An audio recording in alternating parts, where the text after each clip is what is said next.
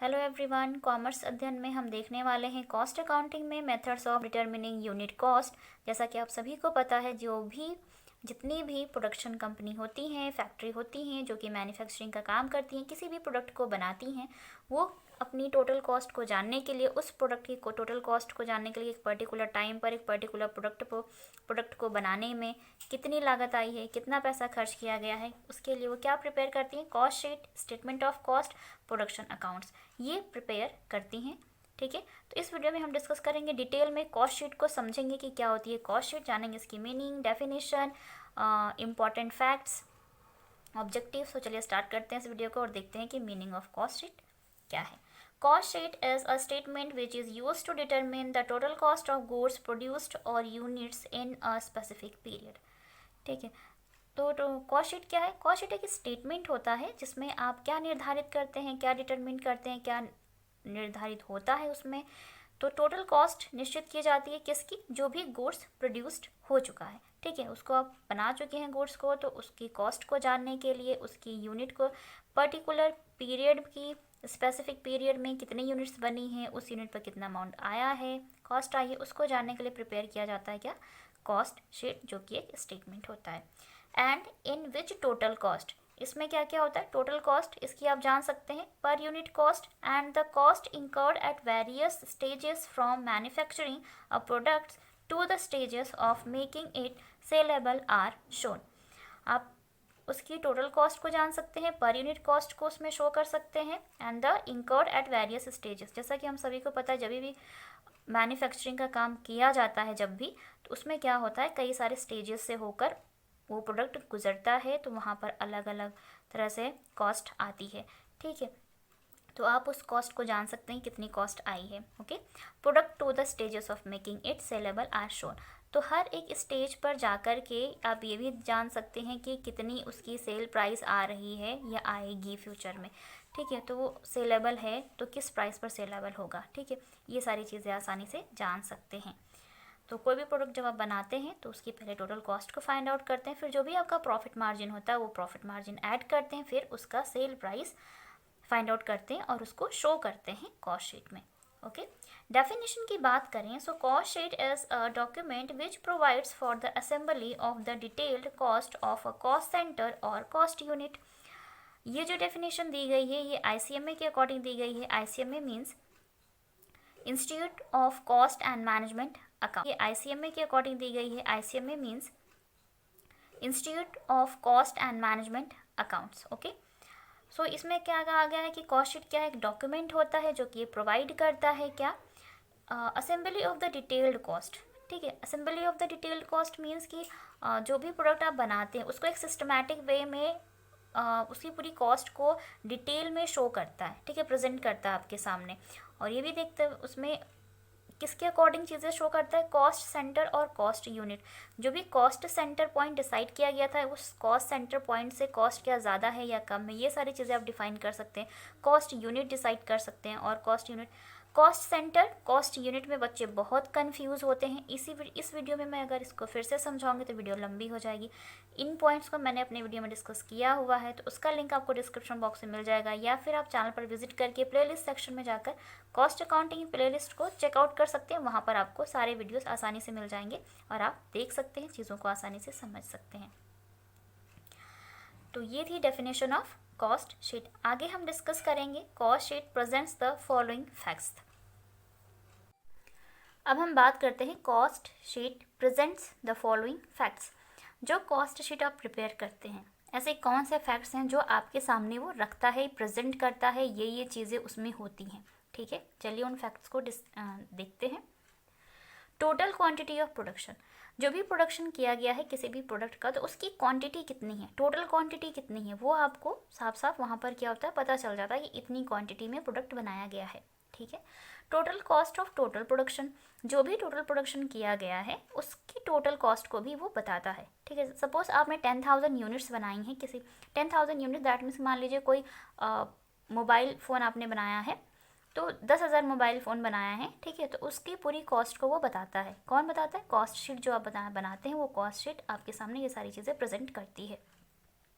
पर unit cost, एक mobile phone की क्या कॉस्ट आई है, कितनी लागत लगी है, उस पर कितने पैसे खर्च किए गए हैं, उसको बनाने में ये शो करता है। Okay, prime cost, factory cost, cost of production, cost of goods sold, ये सारी चीज़ें भी जो हर एक स्टेजेस से होकर जब आपका प्रोडक्ट गुजरता है तब वो कहीं जाकर फिनिश्ड प्रोडक्ट बनता है।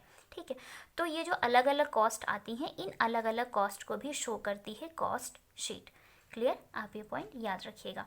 अगर थ्योरी पोर्शंस आते हैं तो आपसे पूछ सकते हैं, या फिर आप जब किसी भी कॉम्पिटिटिव एग्जाम्स में बैठते हैं तो अगर कॉस्ट से रिलेटेड या प्रोडक्शन से रिलेटेड क्वेश्चंस आते हैं तो उसमें ये पॉइंट्स आ जाते हैं, ऐसे पूछ लेते हैं कि पहले कॉस्ट कौन सी आती है। ठीक है, या एक सीक्वेंस में अरेंज कीजिए इस कॉस्ट को, जैसे prime cost, factory cost, cost of production, cost of goods sold, ये सारी चीज़ें वहाँ पर पूछ लेते हैं इस तरीके से। ओके, अब हम देखते हैं next point, direct and indirect cost of production.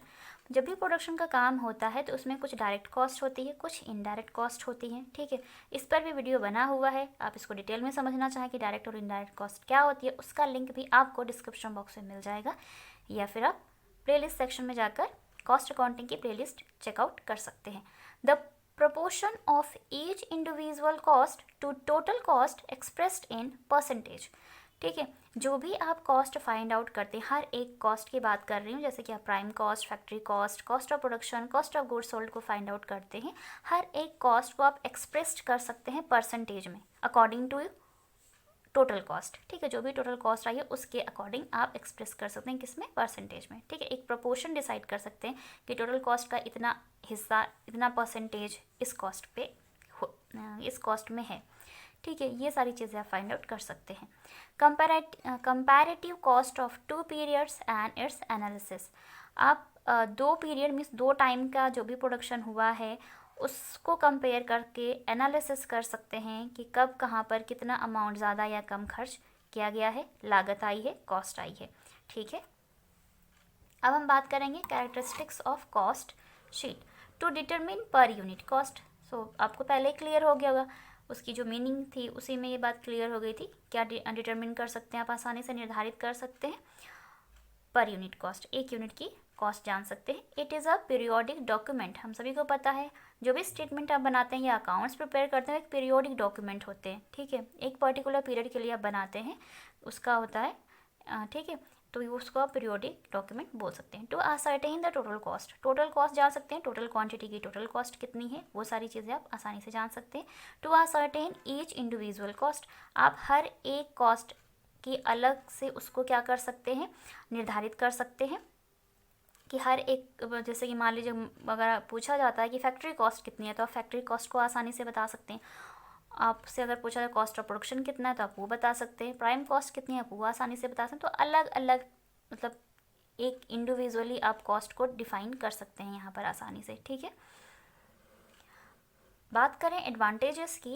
Advantage of cost sheet is determination of selling price. आप आसानी से क्या डिसाइड कर सकते हैं, उस प्रोडक्ट का सेलिंग प्राइस डिसाइड कर सकते हैं। कैसे करेंगे, जब आपको टोटल कॉस्ट पता हो जाएगी, कॉस्ट ऑफ गुड्स सोल्ड मालूम होगा, तो उसके आधार पर आप अपना प्रॉफिट मार्जिन डिसाइड करके उस प्रॉफिट को ऐड करके उसका सेल प्राइस भी निकाल सकते हैं जो भी प्रोडक्ट आपने बनाया है।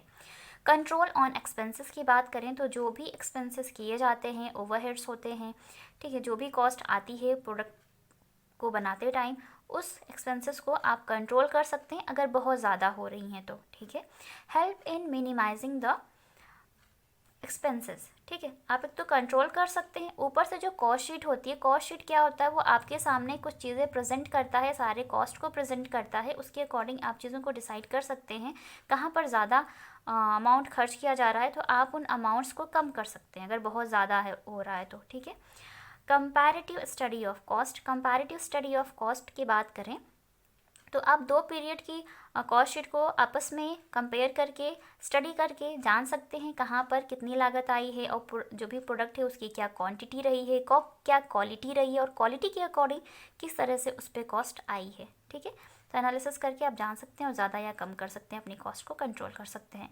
Benefit to common man. Benefit to common man ये होता है कि अगर कॉस्ट शीट हर एक प्रोडक्शन कंपनी बनाती है तो उस कॉस्ट शीट में ये चीज़ें मेंशन होती हैं कि कितना कहाँ पर किस प्रोडक्ट पर अमाउंट खर्च किया गया है, उसको बनाने में कितनी लागत आई है, कितनी कॉस्ट आई है, तो एक कॉमन पर्सन भी देखकर जान सकता है और वो ये डिसाइड कर सकता है कि उसको जो प्रोडक्ट आप प्रोवाइड कर रहे हैं वो ज़्यादा महंगा नहीं है, तो उसको कहीं ना कहीं हेल्प हो जाती है, तो उसको भी एक नॉलेज हो जाती है कि हाँ ये पर्टिकुलर प्रोडक्ट इस तरह से बनता है, ये प्रोसेस होता है, इतनी कॉस्ट आती है, उसमें इतना प्रॉफिट ऐड है।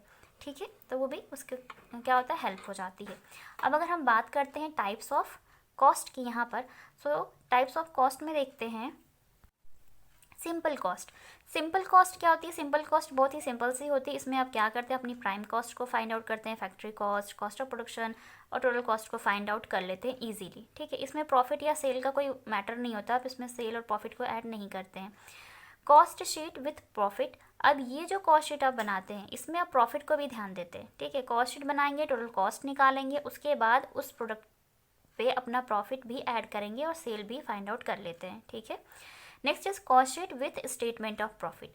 अब यहाँ पर आप कॉस्ट शीट तो प्रिपेयर करते ही करते हैं टोटल कॉस्ट ऑफ प्रोडक्ट जानने के लिए, साथ में स्टेटमेंट ऑफ प्रॉफिट भी आप फाइंड आउट करते हैं। स्टेटमेंट ऑफ प्रॉफिट में क्या होता है कि आप कॉस्ट ऑफ प्रोडक्शन को लेते हैं, उसमें कितनी एडमिनिस्ट्रेटिव सेलिंग एक्सपेंसेस हैं, ओवरहेड हैं, प्लस अपना प्रॉफिट देखते हैं और फिर सेल अमाउंट क्या आएगा, ये सारी चीज़ें आप किस में शो करते हैं, स्टेटमेंट ऑफ प्रॉफिट में। तो ये दोनों साथ में फिर बनते हैं।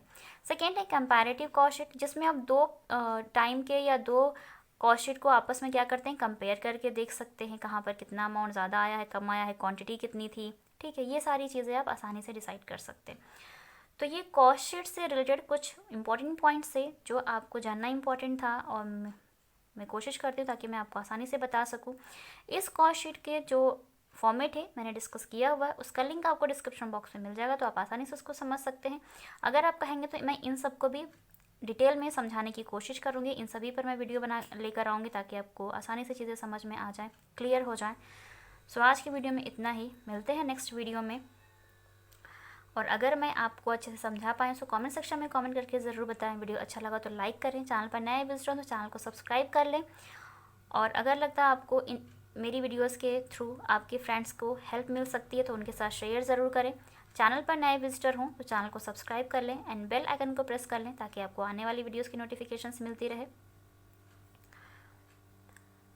And thank you so much for watching this video.